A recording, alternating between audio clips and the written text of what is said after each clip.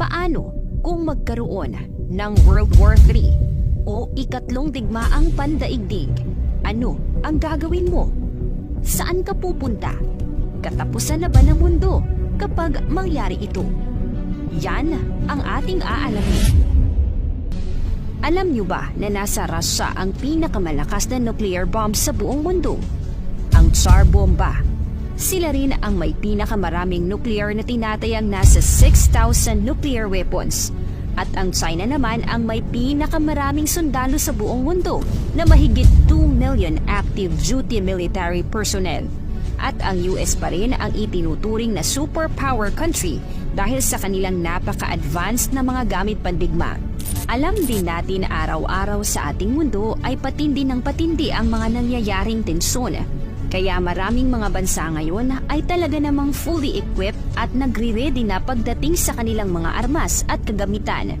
Nariyan ang pagpaparami ng sundalo, high-tech na armas, mas malalakas na bomba, nuclear at pina-improve na mga sasakyang pandigma. Ayon sa kasaysayan, noong unang digmaang pandaigdig, nasa estimated 20 million ang nawala ng buhay at halos 21 million naman ang mga sugatan. At noong ikalawang digmaang pandaigdig, nasa 75 million to 80 million ang nawala ng buhay. Ang isang matinding digmaan ay maaaring magsimula dahil sa paghihiganti o pagpaslang sa isang kilala o makapangyarihang tao o kaya naman ay dahil sa pag-aagawan ng natural resources tulad ng langis, teritoryo at marami pang iba. At kung maganap o sumiklab man ang sinasabing ikatlong digmaang pandaigdig, ano-ano ang mga posibleng mangyayari? Una, ang isa sa makikita sa digmaan ay mga advanced technology, massive troops at ang mga militara ay gagawa ng exoskeleton ng mga sundalo.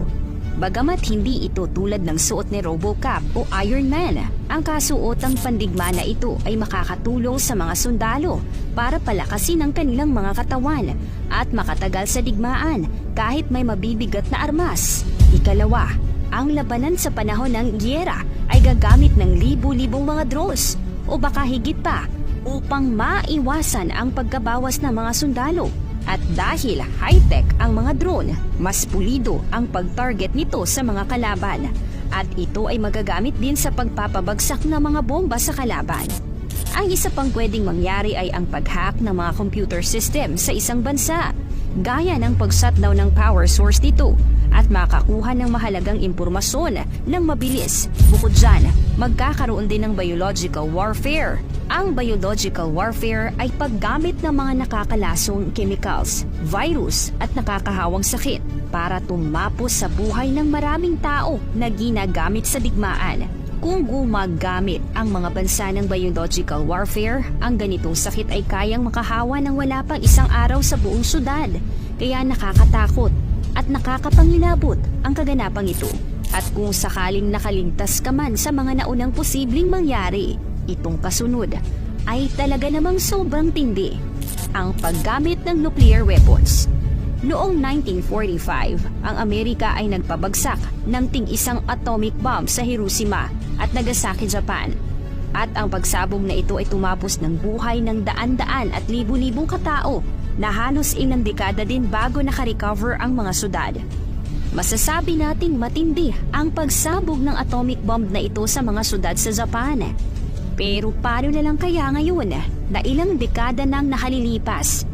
Siguradong mas malalakas at mas pinatindi ang mga nuclear weapons na mga naimbento ng mga bansa at masasabi nating 2,000 times ang lakas kumpara sa mga atomic bomb na pinasabog noong 1945 sa Hiroshima at Nagasaki sa Japan. Lalo kapag kasing lakas ng Tsar Bomba ang pinasabog sa digmaan na mayroong 50 megatons. Ano nga ba ang mangyayari kung sumabog ang kasing lakas ng isang Tsar Bomb? Wala pang isang segundo ng pagsabog ay makakalikha ng napakalaking fireball.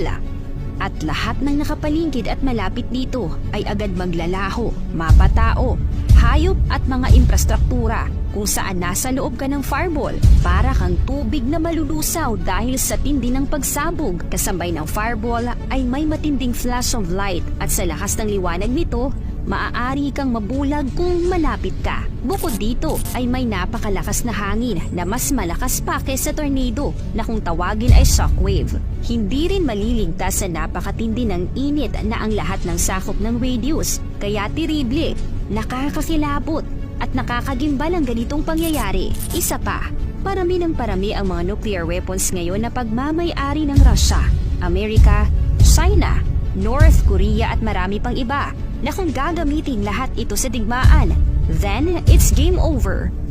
Dahil kung ang isang bansa ay magbabagsak ng isang nuclear bomb, ay gantihan at gayahin ng iba pang mga bansa na mayroong napakalakas na nuclear bomb, ay siguradong mawawasak ang malaking bahagi ng mga bansa at sobrang tindi ng pagkasira ng mga bahagi ng mundo at milyon-milyong mga inosenteng tao ang mawawala ng buhay.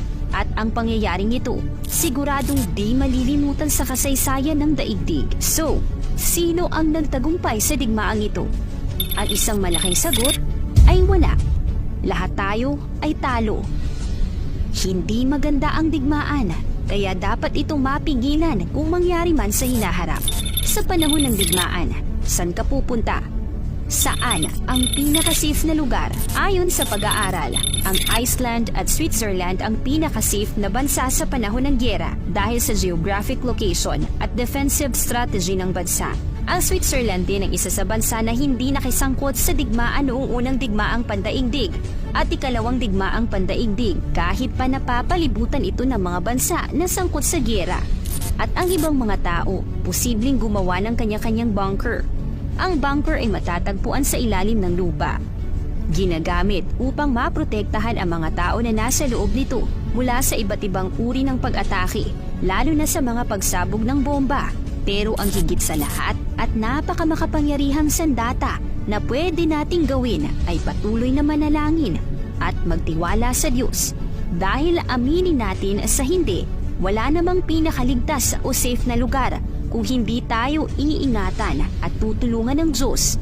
Kaya ngayon pa lang ay magpakabait na tayo, magbalik loob sa paglilingkod sa Diyos para kung dumating man ang napakatinding digmaang ito, may Diyos na gagabay at mag-iingat sa atin.